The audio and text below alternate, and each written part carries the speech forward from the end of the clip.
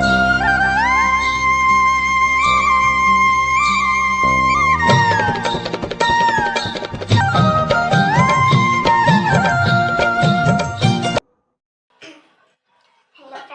Morning, जय माता रानी। हमारे blog में आप सबका स्वागत है। उम्मीद करते हैं आप सब लोग स्वस्थ हो, मस्त हो। मैं भी एकदम बढ़िया हूँ। मेरे ब्लॉग की शुरुआत हो रही है सुबह के 5:30 बजे और जैसे आप बाहर नज़ारा देख सकते हैं कितना प्यारा है, वो मैं आपको बताऊँगी।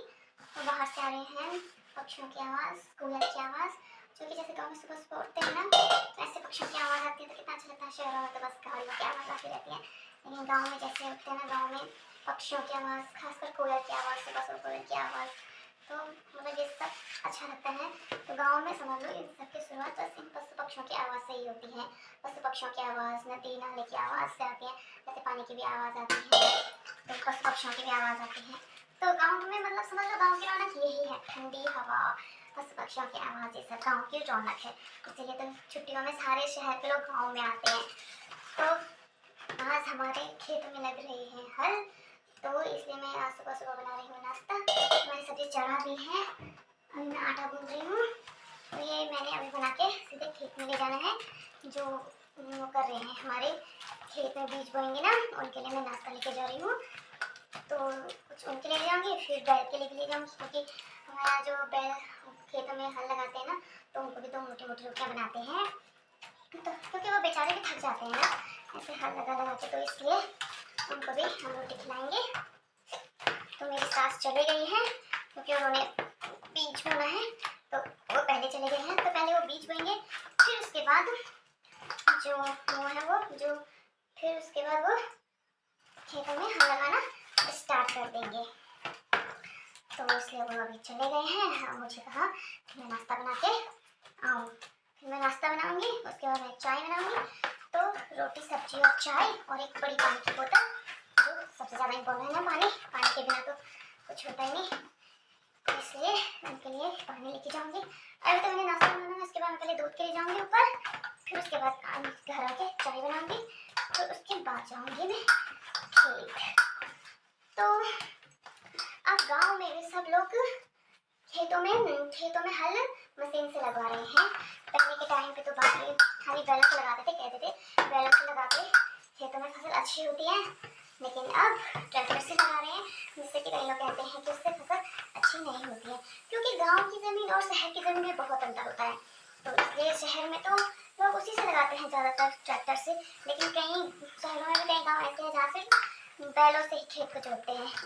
अब गाँव में सारी सुविधाएँ हो गई हैं, तो गाँव वाले भी ट्रैक्टर से ही खेतों को जोत रहे हैं। क्योंकि गांव में ऐसा होता है ना, ट्रैक्टर से अगर खेत को जोतोगे तो खेत के बीच में तो अच्छा हो जाता है, साइड में भी अच्छा हो जाता है, उससे हमें कुदाल से खोदना नहीं पड़ता है। लेकिन जब बैल हल लगाते हैं तो बैल के हल में बीच में तो लगा लेते हैं, लेकिन बैल उतने किनारे तक नहीं जा पाते हैं। तो इसलिए जो बीच की साइड होती है वो तो ठीक हो जाता है, लेकिन जो किनारे के साइड होते हैं, खेत के किनारे की साइड और ऊपर की साइड, तो वो हमें कुदाल से खोदना पड़ता है। इसीलिए शायद आजकल लोग खेतों को बैलों से नहीं जोत रहे, क्योंकि इसमें बहुत दिक्कत होती है, हाथ में छाले भी उठ जाते हैं। तो इसलिए अब तो सारे गाँव में भी सारी सुविधाएं हो गई हैं, तो इसलिए लोग सब उन सुविधाओं का फ़ायदा उठा रहे हैं। किसी को अच्छा लग रहा है तो किसी को नहीं लग रहा है, किसी को बैलों से ही खेत को जोतना है तो किसी को ट्रैक्टर से, तो इसलिए सबकी अपनी अपनी सोच है। तो हम लगा रहे हैं बैलों से, क्योंकि हमारे खेतों में सारा हल उन्होंने ही लगाया है, तो हम उनको ही बोलेंगे। आगे चलते तो हम भी फिर ट्रैक्टर से ही लगाएंगे, अगर बाद में वो भी अपने बैल बेच देंगे या फिर वो कर देंगे, तो इसलिए बाद में ट्रैक्टर से ही लगाएंगे। फिलहाल अभी हम लगा रहे हैं बैलों से।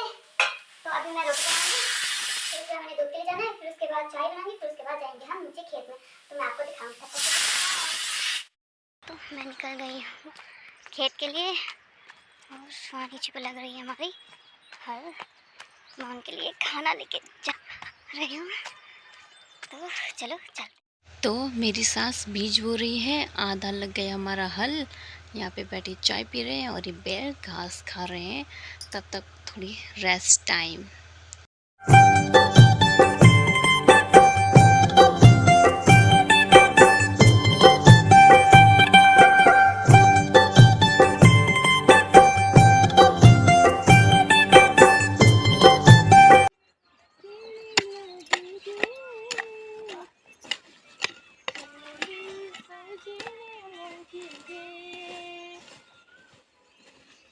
ये पत्थर लगे का डोन दो हाँ पत्थर ला हाँ तन का साथ कत करे कौन ना ये होंगे तो गुदू में हाँ तन हमारा मत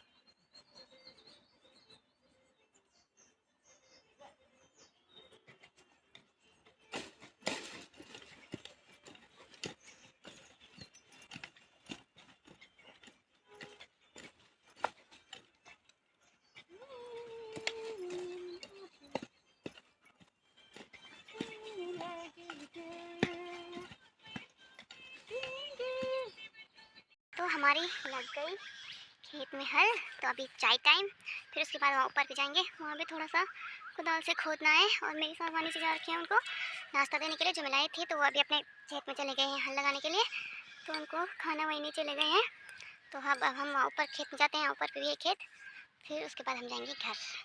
हम पहुँच के घर आके हम नहा भी लिए, नाश्ता भी हो गया और किचन का काम भी निपट गया। तो अब बाद में बनाएंगे हम, दिन के टाइम बनाएंगे हम कढ़ी चावल। तो आज बनाएंगे हम कढ़ी जो मेरी फेवरेट है। तो कढ़ी टेस्टी तब होती है ना जब उसमें थोड़ा खट्टापन होता है, खट्टी खट्टी कढ़ी मतलब अच्छी होती है ना। तो हम कढ़ी में डालेंगे आलू, क्योंकि आलू में भी उसमें अलग ही टेस्ट आता है ना। प्याज तो डालते ही है, लेकिन हम उसमें आलू भी डालेंगे। तो मैं आपको दिखाऊंगी कि मैं कढ़ी कैसे बनाती हूँ। आलू और हाँ, सबसे अच्छी पुदीने की खुशबू तो कढ़ी में इतनी अच्छी होती है ना, क्या बताऊँ। तो मैंने कढ़ी बनाने के लिए काट लिए हैं आलू और प्याज। और ये हमारा तेल गर्म हो गया है, इसमें डालूंगी मैं साबुत धनिया का तड़का, जो कि बहुत अच्छा होता है। फिर उसके बाद डालूंगी मैं इसमें प्याज को हम ब्राउन नहीं करेंगे, हल्का ही पकाएंगे। फिर हम इसमें डालेंगे आलू, हल्दी, धनिया पाउडर, नमक स्वाद अनुसार जिसको जितना चाहे, और इसमें थोड़ा डालेंगे मेहंदी पाउडर, जो कि इसका टेस्ट। तो मैंने छाछ में बेसन घोल दिया है। तो अब आलू पक गए हैं, इसमें मैं डालूंगी कप कढ़ी। तो हम इसको, तो मैं आ गई हूँ पुदीना लेना, जो कि हमारे घर के पीछे लगा हुआ है। ये देखिए, ये है पुदीना। तो हम इसको ले जाएंगे कढ़ी में डालने के लिए। अरे घुंघरा जी, घुंघरा इसका नाम रखा है। मैंने इसमें पुदीना डाल दिया है और ये हमारी कढ़ी तैयार हो गई है। तो अपनी वीडियो में यहीं पे समाप्त करती हूँ। Please like, comment, share. Thank you and जय माता रानी।